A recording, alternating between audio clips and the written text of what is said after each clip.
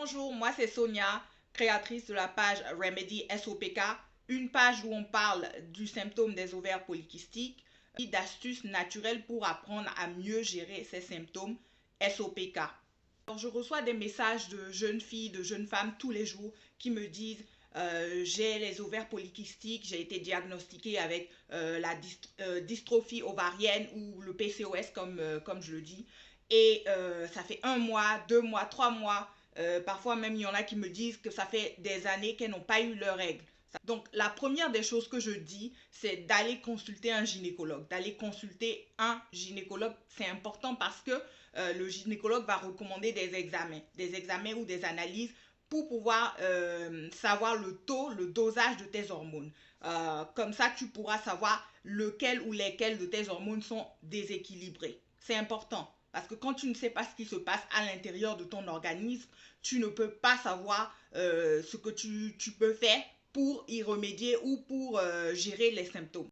Il faut savoir qu'il y a 4 types de SOPK, 4 facteurs qui déclenchent les symptômes du SOPK. Donc, il faut identifier dans quelle catégorie tu te trouves. Donc, la première catégorie, c'est le SOPK dû à la résistance à l'insuline. Deuxième, c'est le SOPK dû à l'inflammation. Troisième, SOPK dû au stress.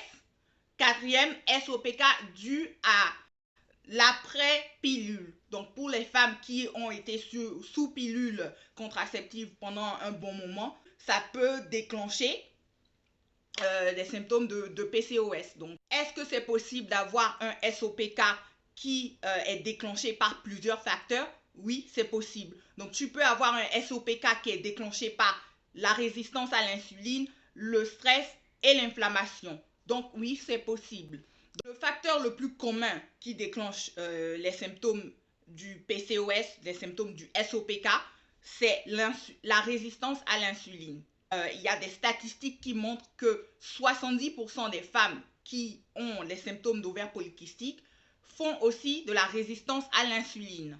Dans mes prochaines vidéos, je vais élaborer un petit peu plus sur ce que c'est que la résistance à l'insuline, les signes qui montrent que tu as ou que tu fais de la résistance à l'insuline et ce qu'il faut faire en termes d'astuces naturelles pour combattre tes symptômes.